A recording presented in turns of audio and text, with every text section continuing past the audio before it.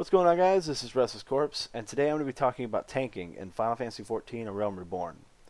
Final Fantasy XIV is the first MMORPG for a lot of players that are playing right now. I guess, the Final Fantasy brand just brings people to it. It's a great game. I'm having a lot of fun with it.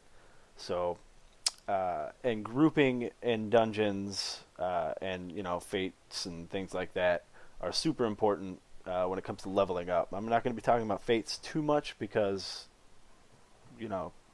most people can get by just doing whatever in a fate, depending on what kind it is. If there's a boss fate, then you're going to need to tank that, which I'll be talking about afterwards.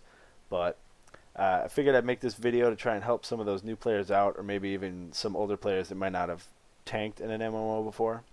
And who knows, maybe somebody who is a veteran tank will watch this video and maybe get a new idea, or hell, even maybe give me a new idea. In any case, my main class is a level 50 Paladin, so this video is going to focus on Gladiator and Paladin tanking. And for those new to MMORPGs, tanking is one of the most important roles in a party. It's not all about being able to take damage and survive, it's also about being able to keep every enemy's focus on you. Tanks are built to withstand damage, and healers aren't. So damage dealers are able to take a pounding sometimes, but the problem lies in keeping the enemy on you and not attacking anyone else. So let's go over the basic premise and objectives of tanking. First, it's important that your healer survive. Like I said, for the most part, if your healer dies, the party's going to wipe.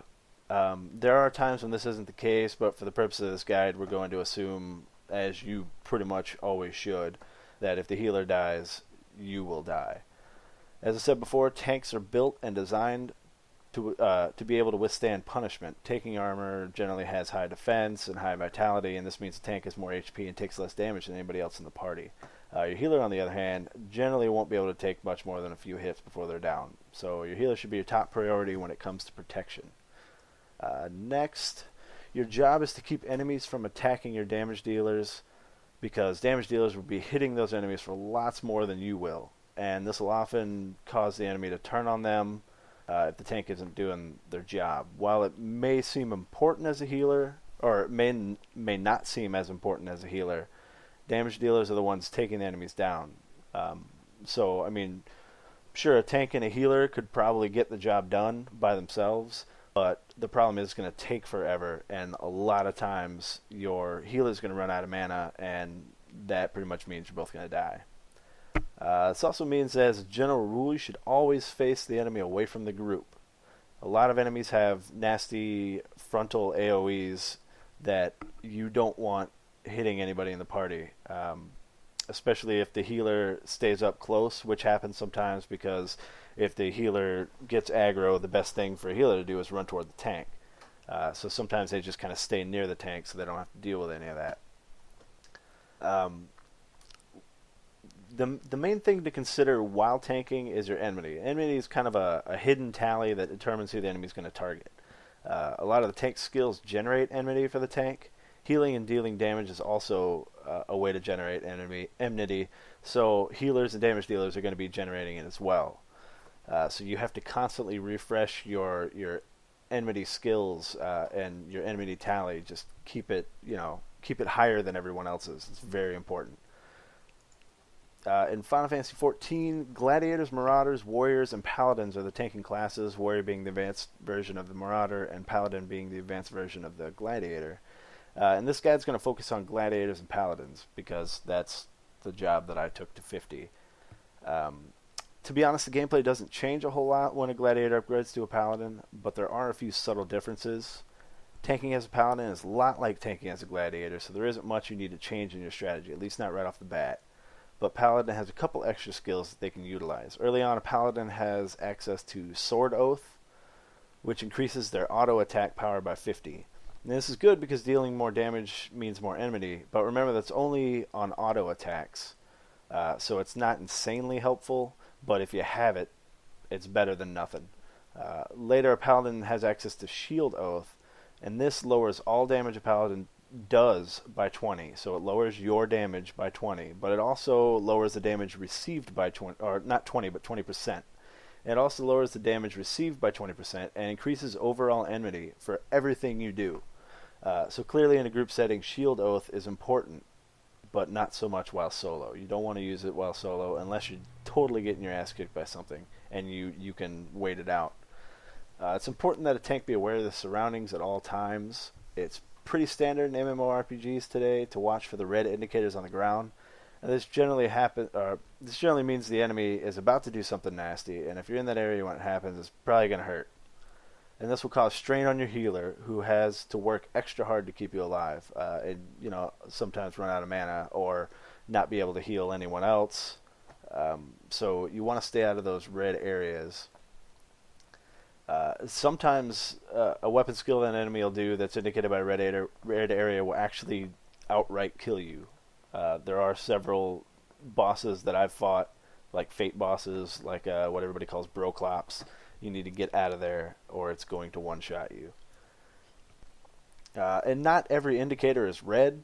In the case of some bosses like Ifrit or pretty much any of the primals, their indicators are the color of whatever element they are. Like Ifrit's AoE indicator looks like fire on the ground. And again, fire is pretty standard in MMOs. So there's a boss in Stone Vigil, and the end boss in Stone Vigil's AoE looks like ice, so you want to stay out of the ice. That one's kind of hard to see sometimes because there's snow on the ground, but I digress. The key is just to pay attention. So you're in a group, you're in a dungeon, and 3 or possibly 7 other people are counting on you to keep them alive. I'm going to go over a few different situations and how I deal with them. First, we'll go over single targets. Single targets is kind of like boss fighting, but I'll be touching on bosses a little bit later because they have a couple extra things that you have to deal with. But single target tanking is pretty straightforward and relatively easy. If you're doing what you need to do, there's really no reason why you should ever lose hate or enmity. I'll just be calling it hate for the rest of this video because that's an old Final Fantasy XI term. But you have a combo, and every hit other than the first in the combo, which are a combo of 3 if you have Rage of Halone, generates enmity. So what you want to do is you want to use that combo. I've run into a couple tanks now that I've been leveling up a healer that just use Rage of Halone over and over, and it's a cool looking skill. It does nice damage, but if you don't use it in the combo, its effectiveness is like a third of what it really should be. In a combo, when you use the next in the combo chain, you're doing you get a damage boost, and in turn gives you an enmity boost. So you want to use that combo. And it, like I said, it greatly increases your damage output, which in turn increases the enmity generation. Like I said, later the Gladiator is going to have access to Rage of Halone, which is a great skill, but you need to use it as the third hit in that combo.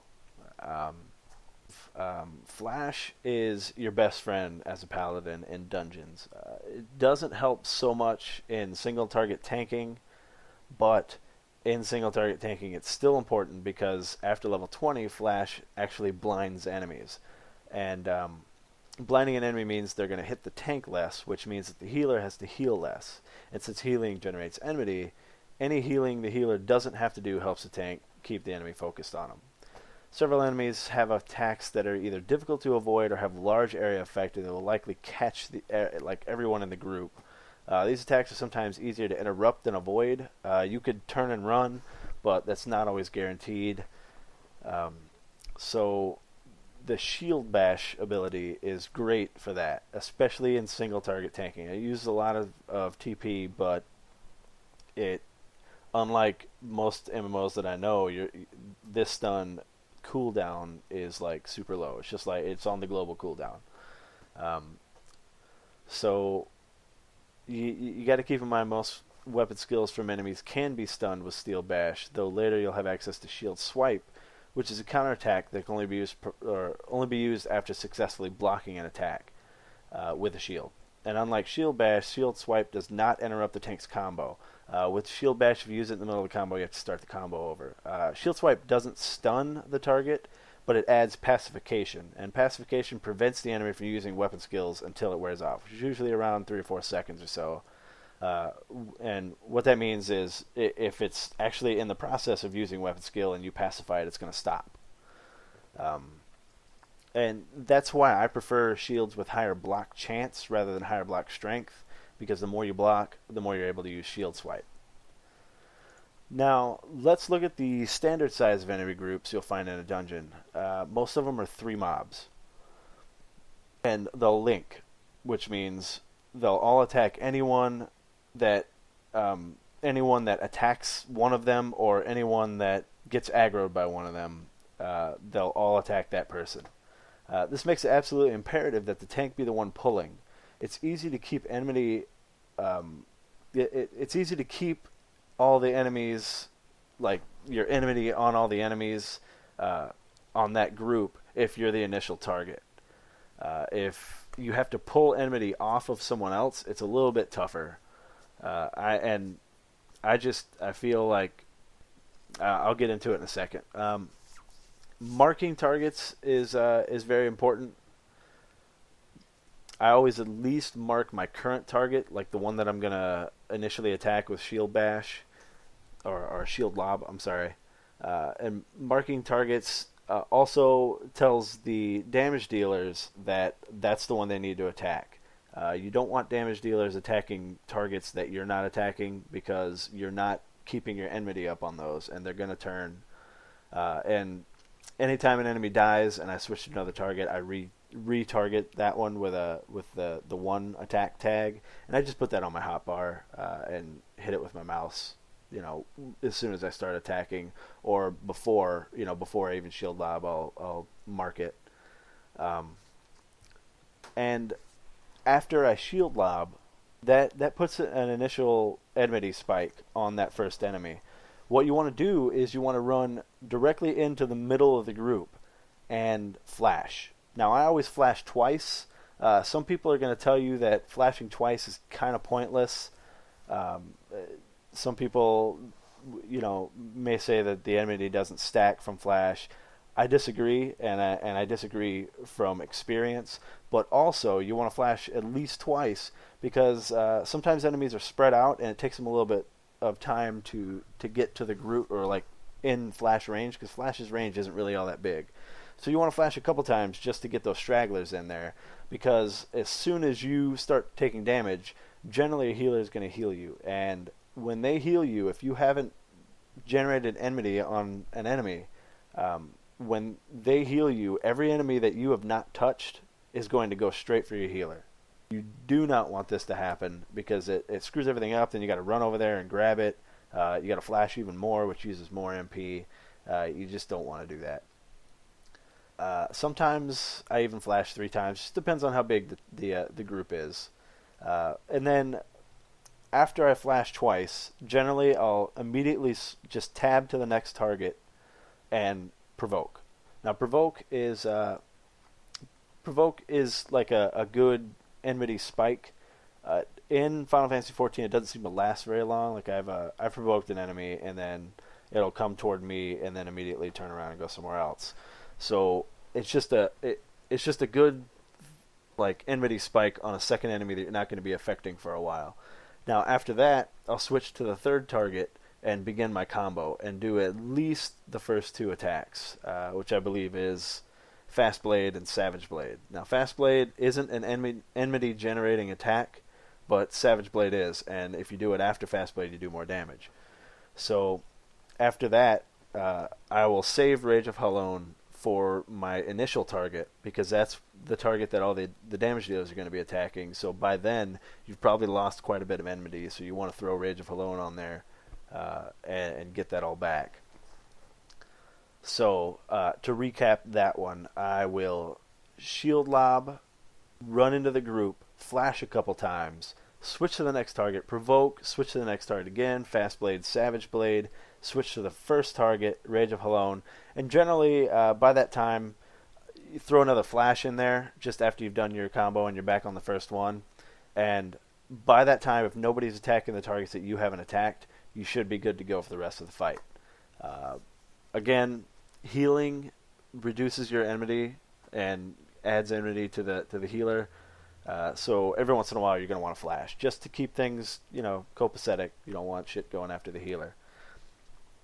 So some dungeons actually have groups of 4 or more monsters, and the strategy is largely the same. Those subtle adjustments must be made. You can't afford to spend as much time on each enemy, because by the time you get back to your first target, it'll likely have shifted its focus onto a damage dealer or even the healer. In a group of 4 or more, it's important to flash as much as you can. You've got a lot of MP, you might as well use it. I generally flash after switching every 2 targets when I'm fighting more than 3 enemies, until I'm satisfied that my enmity in each target is enough to stay on the focus target. Remember that more enemies means more red shit on the ground, so you'll likely have to avoid that. Keep this in mind. As always, the enemy's facing away from the group. Alright, so now, tanking bosses is pretty much a blend of single target and multiple target targeting, depending on the boss. Most boss and mid-boss encounters in Final Fantasy XIV are full of adds, and adds can swarm a group, make things very difficult. Most of the time when adds appear, they'll be going straight for your healer, because generally your healer is going to be sitting there spamming heals on you. Bosses hit relatively hard sometimes. So it's likely your healer is, like I said, spamming heals on you. It's important to run around for a bit and flash them. Flash them all to keep them focused on you. Sometimes you're going to have to do some running. It's just the way it is. In boss tanking, it's generally easy to keep the bosses focused on you because, like I said, it's single target tanking. So the main thing to worry about when tanking bosses is your situational awareness. You need to stay out of that red area. You need to keep that red area away from the rest of the group. I generally tank bosses in corners or up against the far walls of the arena because bosses and mid-bosses tend to hit harder.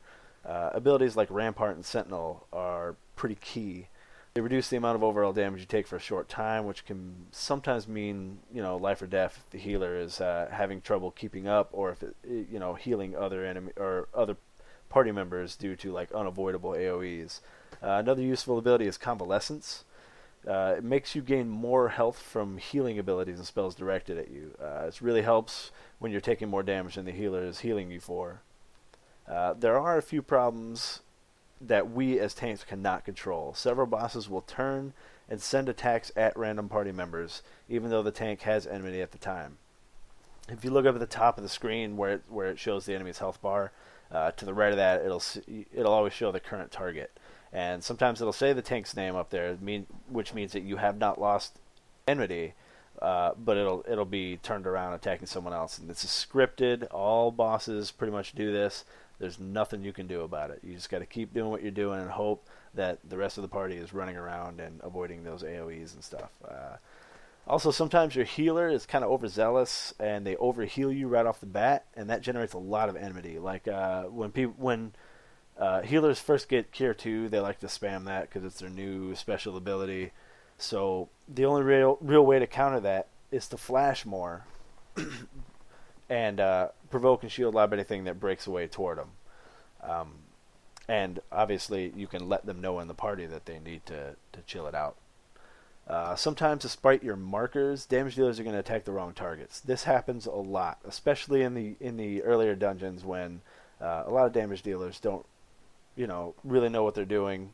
A lot of anybody really doesn't know what you're doing. I've recently started leveling up healer, and I've run into this problem so much, and it's hard to sometimes get the tank to start marking targets. Damage dealers, when this happens, always like to say that they did nothing wrong. They blame it on the tank, and they'll say, you're just not tanking well enough. So there are a couple ways to counter this. Flashing is the most effective. You need to flash, flash, flash. Flash is very important. I know you're going to run out of NP while you're flashing, and that's what Savage Blade is for. Or Riot Blade. Riot Blade. Riot Blade will give your MP back, but it's got to be the second hit in the combo or you're going to get 15, and that's dumb. Damage dealers need to attack the main target. It's very important. A healer that has to heal more than one person means that the tank is getting less healing, which can sometimes lead to you getting killed. You need to be the only person that's taking damage so that the healer is only healing you. Sometimes you'll get a healer that just isn't healing you fast enough. Say they need to be using Cure 2, but they're afraid of pulling Enmity, so they're only using Cure 1. Don't panic. You just trust your healer. It's very important that you do not start trying to kite enemies when you're not getting your healing, because this means that the damage dealers have to chase the enemies to deal damage, which means that the fight's going to take longer, and sometimes, again, like I said before, the healer's going to run out of mana, and everything's going to get all foobarred. So the easiest way to counteract this is to use your defensive cooldowns when you see your health is getting low. Rampart, I believe, lowers the damage you take by 20%.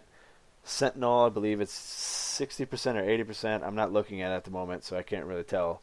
But those are really good. When you get to level, might be 50, you get Hallowed Ground, and that is just like Invincible and Final Fantasy XI, where most attacks will do 0 damage to you. You need to save those cooldowns for when you need them. Don't just pop them at the beginning of the fight. I've seen a lot of tanks do that. Right after the cutscene, they'll pop all their defensive cooldowns and run in, and that's stupid because they only last a couple like 30 seconds maybe, and sometimes because you have to wait for other people to watch the cutscene, those are going to wear off before you even get to the fight, and you're going to have to wait for those cooldowns, and those cooldowns aren't short. And last, I said I was going to touch on this at the end. I'm going to talk about fates. Fates seem to be designed with gladiators and paladins in mind. And the reason I say this is because it seems to be based on enmity, your contribution. At first, it may seem difficult to contribute to a fate that has a shit ton of people in it, because you're going to be, you're running around trying to attack things. You're not doing a lot of damage, so your contribution's not counting on each mob. By the time you target something in attack, it's generally near death or already dead. And since tanks don't do damage, or a lot of damage, sometimes you just won't get credit for the enemy. Even if you started fighting it like at full health, sometimes 50 fucking black mages will run up and blizzard to it. This is because in a fate, a tank's role is actually just that, to tank. If you're going for a gold ranking, the easiest way to obtain a gold ranking in a fate is to run around to each group and flash. Seriously, you will get a gold ranking. You don't even have to draw your weapon. Just run around, flash, keep those enemies chasing, not necessarily chasing you, but you want to run around and flash and get some of them to turn your way. It's going to help everyone. I suppose it's still kind of a dick move to run around and flash all these groups, because sometimes you're going to have enemies chasing you, which means that people aren't going to be able to like, damage dealers are going to have to chase it to do damage unless they're, ranged. But for the purposes of this guide, I'm just telling you how to get a gold ranking and how to level up in a fate. You want to run around, flash every group of mobs you can. You want to see down on your lower left, you want to see a giant list of enemies that you have done, like you've generated enemy in. There's been times really high level, like in North Thanalan, in those fates, I would get to a fate really late, like it's almost done, run around, literally flash 3 times and got gold. And I shit you not, that has happened. In any case, I hope this was helpful. I by no means consider myself the best tank out there, but I do pretty alright.